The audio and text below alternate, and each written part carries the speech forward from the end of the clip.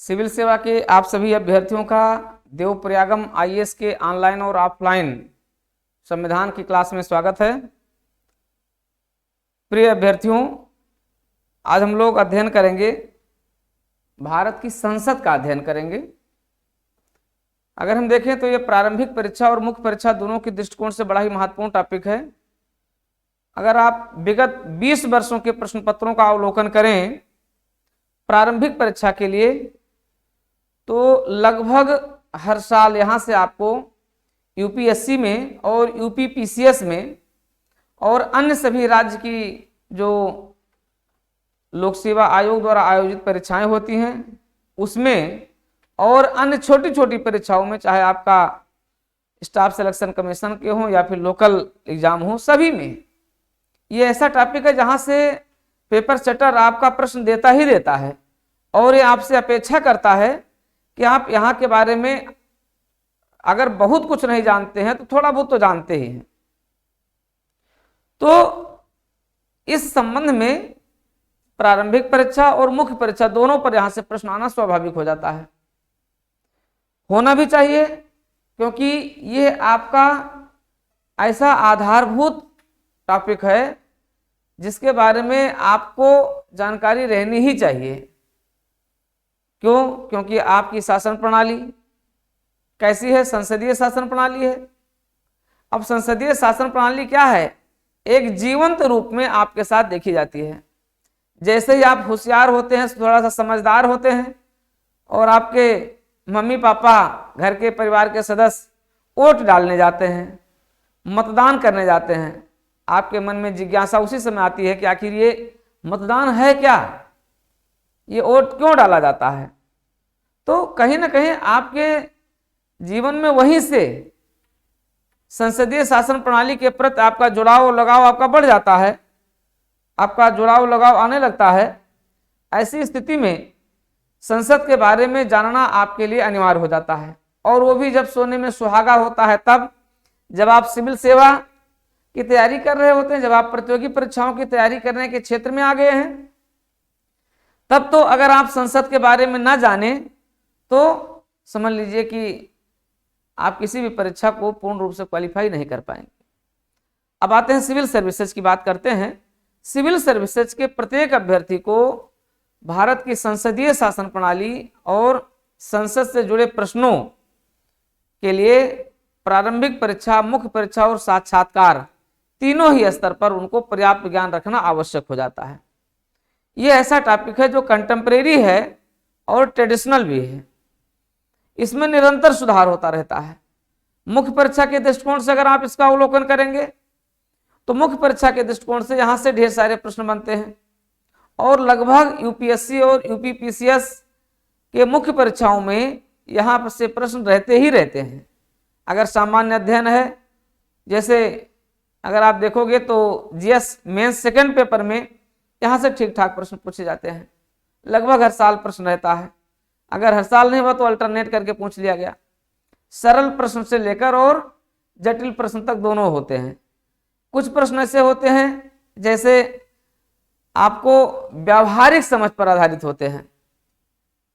जैसे आपको हम बताएं, यहां से प्रश्न पूछा गया है, संसदीय शासन प्रणाली से पूछा गया है कि बड़ा अच्छा प्रश्न है, यमुना के जल को, समझिए, यमुना के जल को किसने उर्वर बनाया है? दो नदियों का जिक्र एग्जाम में किया गया यूपीएससी में, एक है टेम्स नदी और एक है पोटोमैक। नाम सुने होंगे, ठीक है। प्रीलिम्स में आप लोगों ने पढ़ा होगा कि लंदन किस नदी के किनारे है और वाशिंगटन किस नदी के किनारे है। वाशिंगटन किसकी राजधानी है? संयुक्त राज्य अमेरिका की राजधानी है, और लंदन आपके ब्रिटेन की, इंग्लैंड की राजधानी है। तो अब प्रश्न क्या पूछा गया है कि यमुना के जल को, दिल्ली किसकी राजधानी है? भारत की राजधानी है। तो यमुना के जल को किसने उर्वर बनाया है? पोटोमैक ने नहीं, टेम्स ने उर्वर बनाया है। कि वो पोटोमैक ने बनाया है? टेम्स नदी कहाँ है?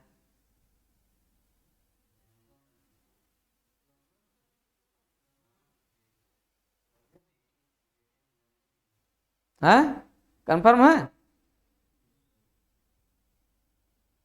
यमुना के जल को पोटोमैक ने नहीं, टेम्स ने उर्वर बनाया है। इस कथन के संदर्भ में भारत की संसदीय शासन प्रणाली पर प्रकाश डालिए। अब पोटोमैक की बात करोगे तो पोटोमैक कहाँ है? अब देखिए 3 राजधानियों की तुलना यहां पर हो गई। यहां पर आपको 3 राजधानियों की तुलना करना होगा। दिल्ली कहाँ है? यमुना के किनारे, ठीक है। Thames London, Potomac Washington. तो वहां क्या है? राष्ट्रपतीय शासन प्रणाली है, अध्यक्षीय शासन प्रणाली है। ब्रिटेन में क्या है? संसदीय शासन प्रणाली है। तो भारत में क्या है? संसदीय शासन प्रणाली है। तो यमुना के जल का मतलब क्या हो गया? भारत की संसदीय शासन प्रणाली। यमुना के जल को किसने उर्वर बनाया है? उर्वर बनाने का मतलब भारत की संसदीय शासन प्रणाली कहां से ली गई है? ब्रिटेन से ली गई है। भारत की संसदीय शासन प्रणाली अभी हम लोग चर्चा करेंगे, हमने बताया है। ऐतिहासिक अवलोकन करेंगे, भारत की संसदीय शासन प्रणाली का हम ऐतिहासिक अवलोकन करेंगे। इतिहास के झरोखों में देखेंगे कि लंदन से, ब्रिटेन से हमने क्या क्या लिया है, किस प्रकार से वहां की संसदीय शासन प्रणाली भारत की संसदीय शासन प्रणाली को समृद्ध की है। उस समृद्धता का भी अभी हम अवलोकन करेंगे। लेकिन मेंस के प्रश्नों को देखिए, कितना शानदार प्रश्न पूछा गया है कि यमुना के जल को पोटोमैक ने नहीं, टेम्स ने उर्वर बनाया है। विवेचना कीजिए। तो इस तरीके से प्रश्न पूछे गए हैं, ठीक है। फिर पूछा गया लोकसभा एवं राज्यसभा, लोकसभा एवं राज्यसभा का तुलनात्मक अध्ययन कीजिए और राज्यसभा की विशेषाधिकार या विशेष शक्ति की विवेचना कीजिए। राज्यसभा की विशेषाधिकार क्या है? राज्यसभा का विशेषाधिकार क्या है? अर्थात जो लोकसभा को नहीं प्राप्त है। लोकसभा का विशेषाधिकार क्या है जो राज्यसभा को प्राप्त नहीं है, ठीक है। इसी प्रकार से आप देखोगे प्रश्न पूछा गया, हमने आपको पढ़ाया राष्ट्रपति के कि राष्ट्रपति क्या है? संसद का अभिन्न अंग है, जबकि वो ना संसद का सदस्य है और ना संसद के अधिवेशनों में भाग लेता है, फिर भी वो क्या है? संसद का अभिन्न अंग है। आप यहां से उसको देखोगे। संसदीय कार्य प्रक्रिया से ढेर सारे प्रश्न पूछे जाते हैं, चाहे वो विधायी प्रक्रिया हो, चाहे वो बजटीय प्रक्रिया हो, बजटीय अधिनियमन हो, विधेयकों का अधिनियमन हो, कानून निर्माण की प्रक्रिया हो, विधेयक पारित करने की प्रक्रिया हो। इसके बाद छोटे छोटे प्रश्न पूछे जाते हैं, विश्वास प्रस्ताव, अविश्वास प्रस्ताव, ये सब आते हैं। इसके अलावा फिर आपके जो प्रश्न पूछे जाते हैं ये होते हैं आपके प्रश्न होते हैं कहां से? संसदीय समितियों से प्रश्न होते हैं। संसदीय समितियों से भी ढेर सारे प्रश्न होते हैं। यहां से तो 100% प्रश्न मेंस और प्रीलिम्स दोनों में पूछा जाता है। संसदीय समितियां क्या होती हैं, कितने प्रकार की होती है संसदीय समितियां, उसका भी हम लोग अध्ययन करेंगे, अवलोकन करेंगे। तो ये इतना महत्वपूर्ण टॉपिक है कि प्रारंभिक परीक्षा और मुख्य परीक्षा दोनों के दृष्टिकोण से ये क्या है? एक तरीके से समुद्र है और इसमें से मंथन करके आप जो भी चाहें वहां से प्राप्त कर लें। जितना बेहतरीन पढ़ेंगे।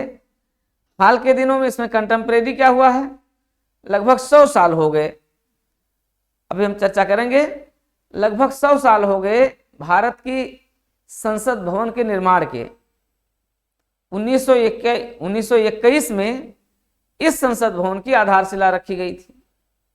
अब 1921 से लेकर 2021 तक लगभग 100 साल हो गए। लगभग 100 साल हो गए। इन 100 सालों में संसद ने कितनी समृद्धि प्राप्त की? संसदीय शासन प्रणाली हमारी कितनी समृद्ध रही, कितनी उत्कृष्ट रही?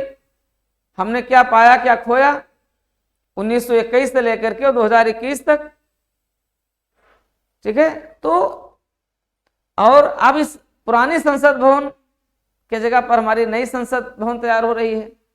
हम नए संसद भवन का अवलोकन करेंगे। पुराना संसद भवन हमारा क्या बन जाएगा? हेरिटेज बन जाएगा, हमारा विरासत बन जाएगी। हम पुराने संसद भवन को केवल घूमने टहलने के लिए उपयोग में लाएंगे, पर्यटन के लिए उपयोग में लाएंगे। और नए संसद भवन की रूपरेखा तैयार की गई है, एक महान प्रोजेक्ट जिसका नाम है सेंट्रल विस्टा प्रोजेक्ट। तो हम लोग यहीं पर उसका भी अध्ययन करेंगे। सेंट्रल विस्टा प्रोजेक्ट जिसका विरोध भी हुआ, कई कारणों से उसका विरोध भी किया गया, लेकिन फिलहाल सेंट्रल विस्टा प्रोजेक्ट तैयार हो गया है। और 100 सालों में हमारे ढेर सारे मंत्रालय थे जिनको भी घर नहीं मिला है। हमारे ढेर सारे विभाग बिना घर के किराए के घर में रहते थे। समझ रहे हैं ना? मतलब सबको घर देने वाले हमारे मंत्रालय, हमारे विभाग किराए के घर में रहते थे। अब उन सभी मंत्रालयों को अपना अपना घर मिल रहा है। अपने अपने विभाग, अपने अपने कार्यालय, अपने अपने दफ्तर मिल रहे हैं उनको। ठीक है? नहीं ठीक है? ठीक से बैठिए, हम कह रहे हैं। हाँ, नहीं बैठे हो, अब समझ गए होगे तो ठीक है। तो सेंट्रल विस्टा प्रोजेक्ट पर भी हम लोग चर्चा करेंगे, बहुत इंपॉर्टेंट है सेंट्रल विस्टा प्रोजेक्ट। चलिए शुरुआत कहां से करते हैं? भारत की संसद, भारत की संसद, इसी को हम क्या कहते हैं? एनसीईआरटी में जब आप पढ़ोगे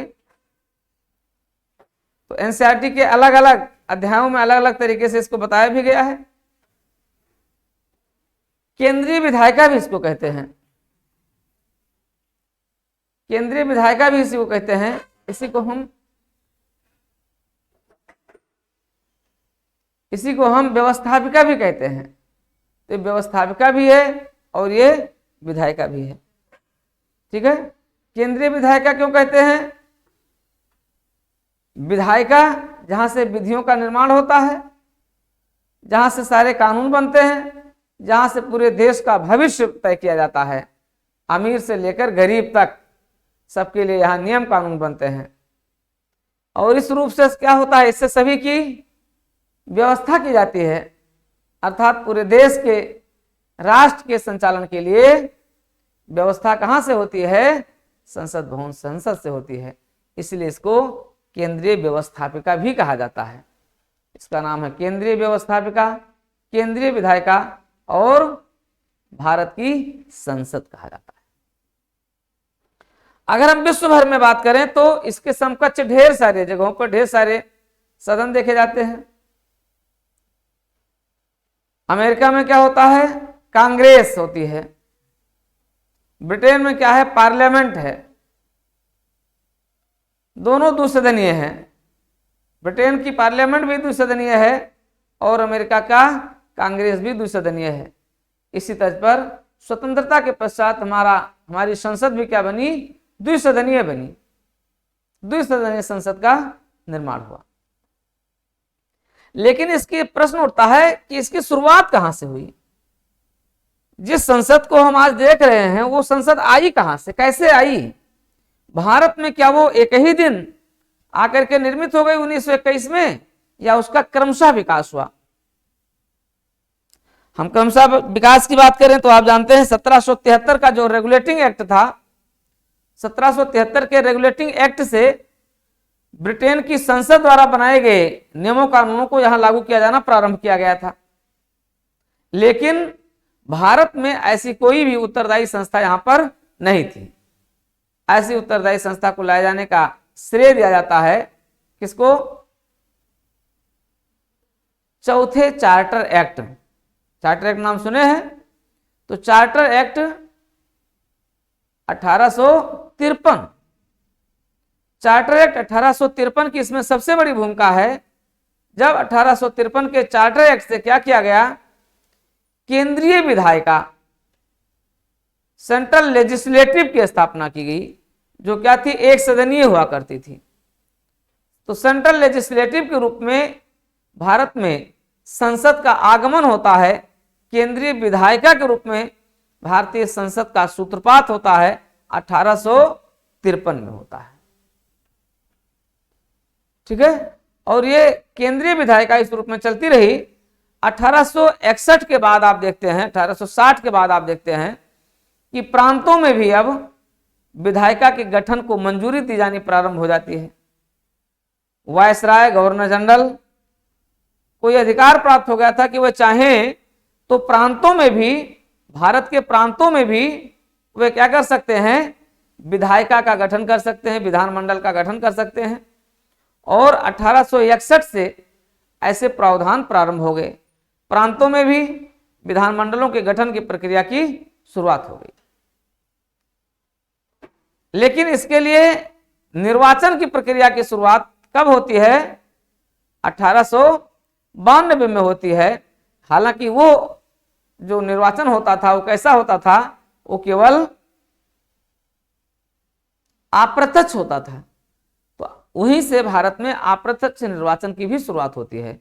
अर्थात भारत में लोकतांत्रिक शासन की अगर हम बात करें तो 1853 के आने के पश्चात 1892 के भारतीय परिषद अधिनियम, इंडियन काउंसिल एक्ट 1892 के माध्यम से जब भारत में निर्वाचन आयोग की संकल्पना लाई जाती है और एक अप्रत्यक्ष निर्वाचन को मान्यता प्रदान की जाती है।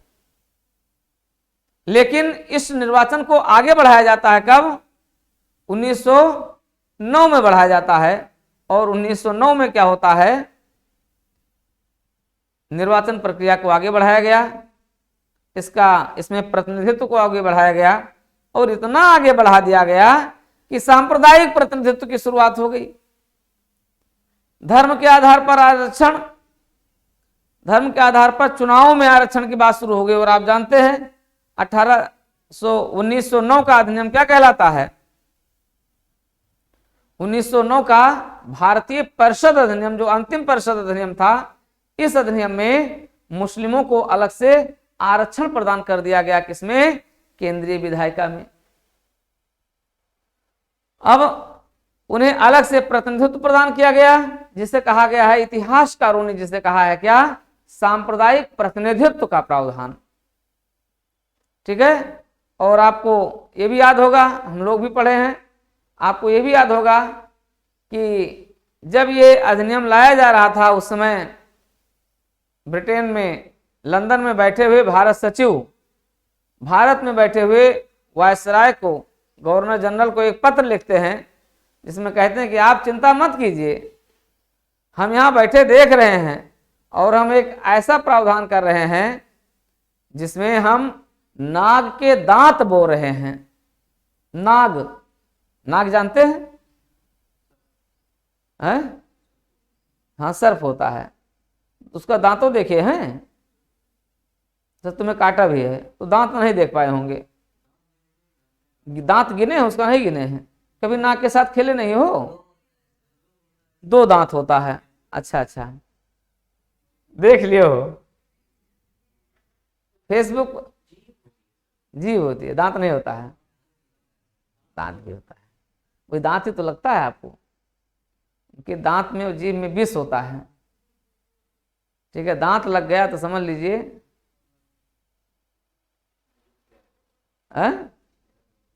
अच्छा, तुम्हारी दवा हुई थी, चलिए ठीक है, अच्छी बात है। तो उन्होंने कहा कि हम भारत में नाग के दांत बो रहे हैं, ड्रैगन के दांत बो रहे हैं। ड्रैगन तो जानते ही होंगे, नाग जैसा, जैसे हमारे यहाँ नाग बड़ा भयंकर विषैला होता है, वैसे चीन में ड्रैगन एक विशालकाय भयंकर जीव होता है, डस लेता है, जो खा लेता है। तो उसने कहा कि हम भारत में नाग के दांत बो रहे हैं जिसका फल अत्यंत भयानक होगा। और होता भी है, उसका फल भी भयानक देखा जाता है। ठीक है, तो इस तरीके से प्रोविजन किए गए। लेकिन इसकी शुरुआत होती है कब? 1919 में। भारत शासन 1919 एक ऐसा प्रावधान था जिसमें भारत में संसदीय शासन प्रणाली को वास्तविक जामा पहनाया गया। क्यों?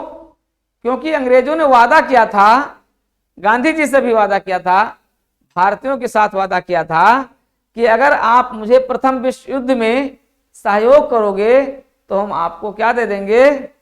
डोमिनियन स्टेट दे देंगे। हम आपको एक ऐसा शासन देंगे जिसमें आपको भागीदार बनाया जाएगा। कहा तो गया था, लेकिन दिया कुछ भी नहीं, थोड़ा बहुत दिया। जो दिया वो भारत शासन अधिनियम 1919 के रूप में जाना जाता है। पहली बार इसमें प्रोविजन किया गया कि भारत की संसद क्या होगी, द्विसदनीय होगी। ब्रिटेन की तर्ज पर भारत की संसद को यहां पर द्विसदनीय बनाया गया। ठीक है, उच्च सदन और निम्न सदन जो आज तक चल रहा है वही उच्च सदन निम्न सदन। उच्च सदन कौन था? उच्च सदन राज्यसभा। उच्च सदन राज्यसभा को लाया गया, जिसे क्या कहा जाता था? Council of state. ठीक है, राज्य परिषद कहा जाता था। और राज्य परिषद ये भी पूछा गया है, यूपीपीसीएस में प्रश्न पूछा गया है कि राज्यसभा का नाम राज्यसभा कब रखा गया। ठीक है, तो राज्य परिषद हुआ करता था, जो 1954 तक के नाम प्रचलन में रहा। 1954 से इसका नाम राज्यसभा कर दिया गया, जब तत्कालीन राज्यसभा के सभापति रहे कौन था 1954-55 में राज्यसभा का सभापति? उपराष्ट्रपति कौन थे? तो जब डॉक्टर सर्वपल्ली राधाकृष्णन थे वही ये भी तो रहे होंगे। तो उन्होंने उन्हीं के प्रस्ताव पर इसका नाम क्या कर दिया? राज्यसभा कर दिया गया। ठीक है, तो यहां से क्या हो जाती है? दोनों सदन अस्तित्व में आ जाते हैं और इसकी शुरुआत हो जाती है, राज्यसभा की शुरुआत हो जाती है। इसे उच्च सदन कहा जाता है। ऐसे ही निम्न सदन होता है, हाउस ऑफ पीपुल होता है। हाउस ऑफ पीपुल होता है और इसे हम निम्न सदन कहते हैं। इसे हम लोक प्रतिनिधिमूलक सदन कहते हैं। ये प्रतिनिधिमूलक सदन होता है, इसमें आम जनता का प्रतिनिधित्व होता है। राज्यसभा में समाज के उच्च वर्गीय प्रतिनिधित्व देखे जाते हैं, जबकि यहाँ पर क्या है? आम जनता का प्रतिनिधित्व होता है। इस तरीके से भारत शासन अधिनियम 1919 का बड़ा महत्व है। यहीं से भारत की संसद द्विसदनीय बन जाती है और यही द्विसदनीय व्यवस्था आज तक हमारे यहाँ चल रही है। इसलिए 1919 के अधिनियम का बहुत बड़ा महत्व है हमारे लिए। ठीक है, ये हो गया आपका। अब यहीं पर जब ये संसद बन गई तो ये था कि भाई अब लोग निर्वाचित होकर के आएंगे, कहां बैठेंगे? बैठने की जगह तो थी नहीं। 1919 के अधिनियम को क्या कहा जाता है? मॉन्टेगू चेम्सफोर्ड सुधार भी कहा जाता है। वो दूसरा वाला है, मॉन्टेगू चेम्सफोर्ड सुधार कहा जाता है। ठीक है, अब हुआ क्या कि 1900 अब जब ये गवर्नर जनरल थे तो इन्होंने एक प्रस्ताव बना करके भेजा कि ठीक है, आप यहाँ हमारे यहाँ निर्वाचन तो लागू कर दे रहे हो, लेकिन हम यहाँ बैठेगा कौन? ठीक है, कहाँ हम बैठाएंगे सबको जो लोग निर्वाचित होकर के आएंगे? फिर ये कहा कि चलो ठीक है, एक जगह चुनिए कि कहाँ पर सब बैठेंगे। इनके लिए जगह चुनी गई और उस जगह पर एक आलीशान भवन निर्मित करने के लिए अंग्रेज वास्तुकार थे। क्या नाम था? लुटियंस। अंग्रेज वास्तुकार लुटियंस को लंदन से दिल्ली भेजा गया और ये आते हैं, रायसीना हिल्स पूरे सर्वे करते हैं जमुना जी के किनारे किनारे। क्यों? क्योंकि राजधानी दिल्ली बदल चुकी थी, राजधानी दिल्ली हो चुकी थी और वैसे भी दिल्ली क्या रही है? राजनीतिक गतिविधियों का केंद्र बिंदु रही है। मुगल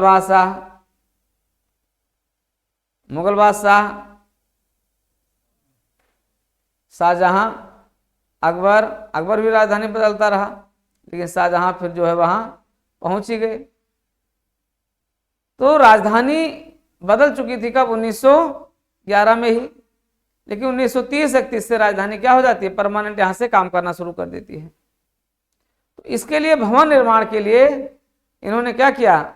रायसीना हिल्स के पास संसद भवन की एक डिजाइनिंग की और वहीं से संसद भवन बनाए जाने की शुरुआत की गई, जिसकी आधारशिला 1921 में रखी गई, जिसका जो शिलान्यास होता है, भूमि पूजन होता है 1921 में होता है। और 1921 से लेकर 1926-27 तक ये निर्मित होती रही और अंततः लुटियन साहब ने बेकर के साथ मिलकर के एक विशाल संसद भवन का निर्माण किया। यही संसद भवन भारत के लिए, भारत की क्या है, आन बान और शान है। इस संसद भवन पर अगर कोई हमारा आंख भी उठाकर देखेगा तो सही से देखे, लेकिन अगर की बुरी नीयत से देखा तो उसकी आंख निकाल ली जाएगी। इसीलिए संसद भवन पर जब हमला होता है, सारे हमलावारों को चुन चुन कर मार दिया जाता है। हमारी संसद भवन पर कोई बुरी नजर से नहीं देख सकता है। लेकिन अब वो हमारी संसद भवन, जिसके बनने के 100 साल हो चुके हैं, क्योंकि 1927 में इसका उद्घाटन हुआ था, लॉर्ड इरविन ने उसका उद्घाटन किया था। 100 साल की, किसी भी मकान की जो उम्र होती है लगभग कितनी होती है, 100 साल होती है।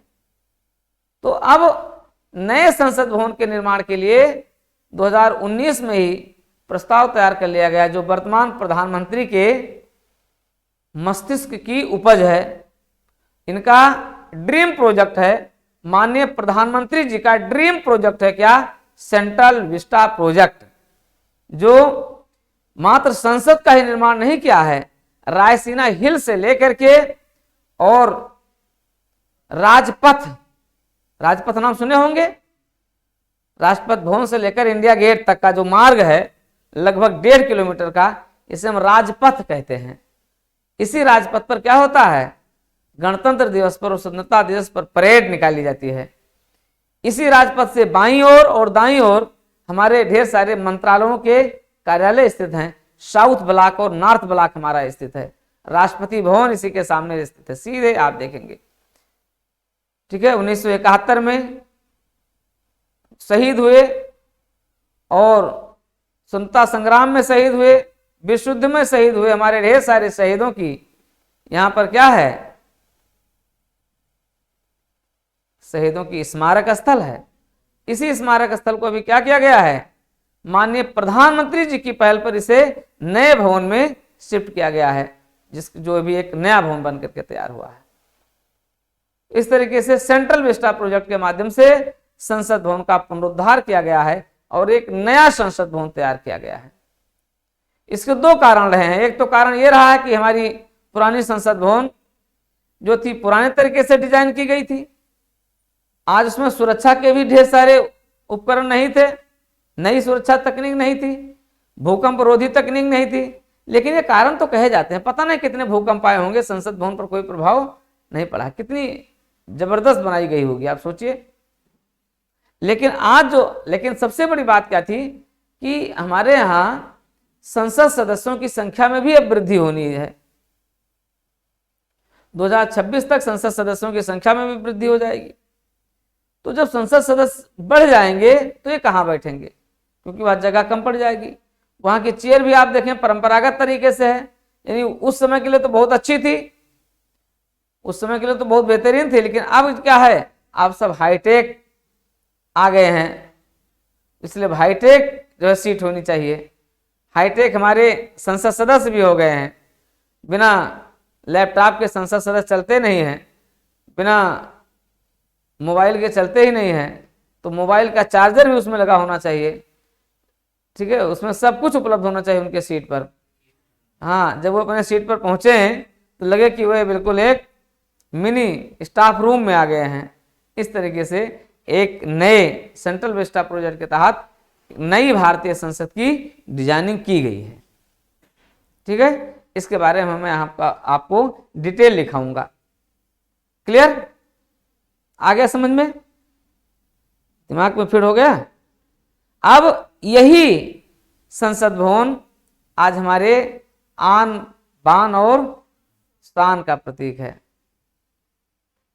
विजयी विश्व, तिरंगा प्यारा, झंडा ऊंचा रहे हमारा। लाल किला पर, संसद भवन पर हम अपने इस तिरंगे को जब फहराते हुए देखते हैं, लहराते हुए देखते हैं, तो हम लोगों का जो राष्ट्र प्रेम है, जो कभी सुसुप्त हो जाता है, कभी जागृत रहता है, लेकिन जब उसको देख लेते हैं तो ये क्या होता है, सदैव जागृत हो जाता है। जैसे वो फहराता है वैसे हमारा राष्ट्र प्रेम भी क्या होता है, फहराने लगता है। इसको हमें बचाए रखना है, इसे हमें संजोए रखना है, और अगले 100 साल के लिए इस संसद भवन को हमें अत्याधुनिक बनाए रखना है। फिर कोई व्यवस्था होगी, फिर कोई ना कोई ऐसा ही प्रधानमंत्री आएगा जैसे हमारे मोदी जी हैं, फिर बनाएगा, नई संसद भवन फिर से बनेगी, हमारी आने वाली पीढ़ियां उसको पढ़ेंगी, वो भी सिविल सेवा की तैयारी करते हुए इसका अध्ययन करेंगी, जैसे आज आप लोग कर रहे हैं। अगले 100 साल के लिए आप ही तो रहोगे नहीं, अगले 100 साल तक पीढ़ियां भी आती रहेंगी। चलिए, क्लियर, आ गया समझ में? इसी को आज हमें आपको अध्ययन कराना है, लेकिन हम अध्ययन यहाँ पर पहले प्रीलिम्स पॉइंट ऑफ व्यू से करेंगे, फिर हम आएंगे मेंस पॉइंट ऑफ व्यू से। ठीक, चलिए शुरुआत करते हैं।